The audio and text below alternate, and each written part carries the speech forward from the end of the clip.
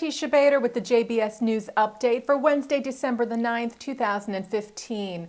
An IDF soldier and an Israeli civilian, both said to be in their 20s, were stabbed in Hebron today in the West Bank. The soldier was in moderate condition, the civilian light. They were treated at the scene and taken to Shaarei Tzedek Medical Center.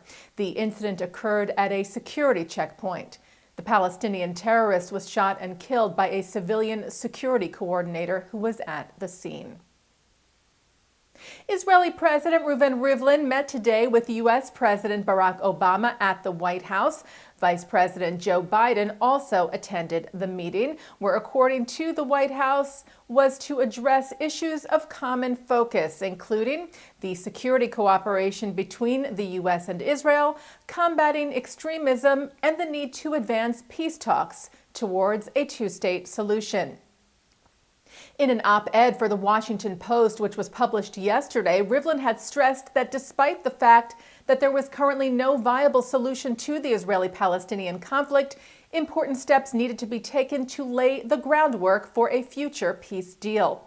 Rivlin wrote, "Even with no way forward, even with no clear timetable for an end to the conflict, the tragedy that envelops us all, we are duty-bound to recognize where and how we can take effective action to improve the prospect that we will be able to live together, Jews and Arabs, in our region as we are destined rather than doomed to do."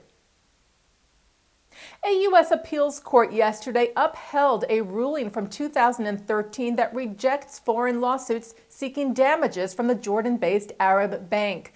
Last year, a jury found the Arab bank liable for providing financial support for Hamas and other terror groups regarding terror attacks carried out in Israel, in a lawsuit brought by American victims and their families. And this year, the bank reached a settlement with over 300 plaintiffs.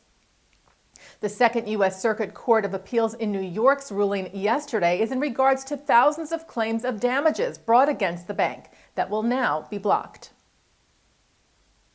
A plaque dedicated to the memory of those who suffered, fought, and died in the Warsaw Ghetto was defaced with a large swastika.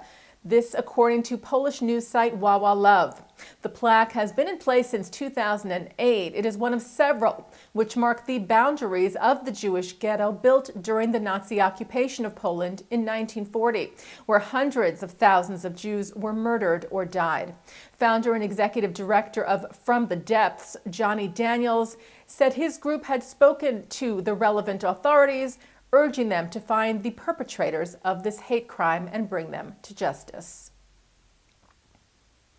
German President Joachim Gauck visited Israel on Sunday, part of the celebrations of the 50-year anniversary of German-Israeli friendship. He met with Prime Minister Netanyahu and President Rivlin and received an honorary doctorate from Hebrew University in Jerusalem.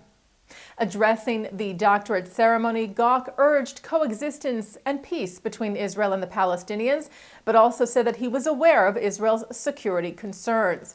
Gauck said, "Now that terrorism is moving closer to us in Western Europe, I have a better idea of the threat that Israelis have been facing for decades."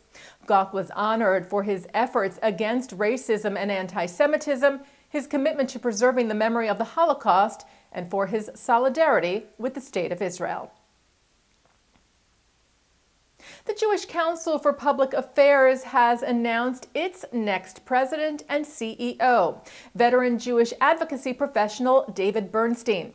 Bernstein was executive director of the David Project and also served in positions at the American Jewish Committee and at the Jewish Community Relations Council of Greater Washington.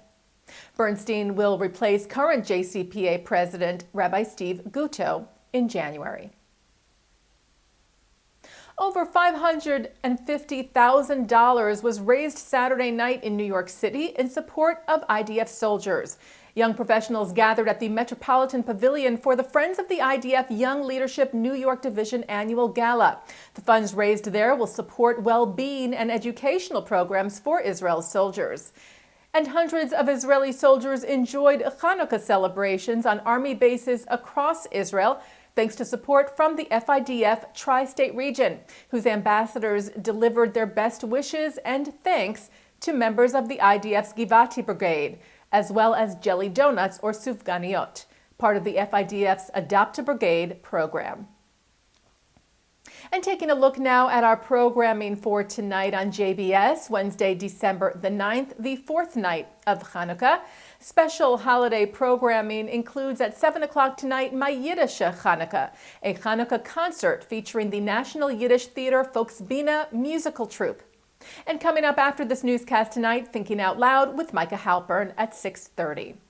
Also remember, you can light Hanukkah candles with us here on JBS every evening at 5:30. More information is available on our website, jbstv.org. And that's the JBS News Update for Wednesday, December the 9th, 2015. I'm Teisha Bader. Chag Sameach.